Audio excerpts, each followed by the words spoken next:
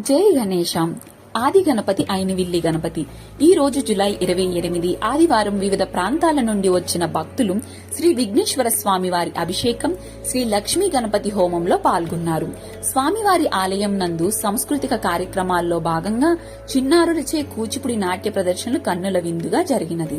రాజమహేంద్రవరం నగర శాసన సభ్యులు గౌరవనీయులు శ్రీ ఆదిరెడ్డి శ్రీనివాసరావు గారు శ్రీ విఘ్నేశ్వర స్వామి వారిని దర్శించి ప్రత్యేక పూజ నిర్వహించారు.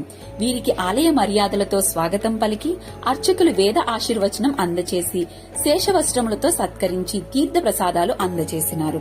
ఆంధ్రప్రదేశ్ రాష్ట్ర హైకోర్టు న్యాయమూర్తి గౌరవనీయులు జస్టిస్ శ్రీ రవినాథ్ తిల్హారీ గారు అయినవిల్లి శ్రీ విఘ్నేశ్వర స్వామి వారిని దర్శించుకుని ప్రత్యేక పూజలు నిర్వహించారు.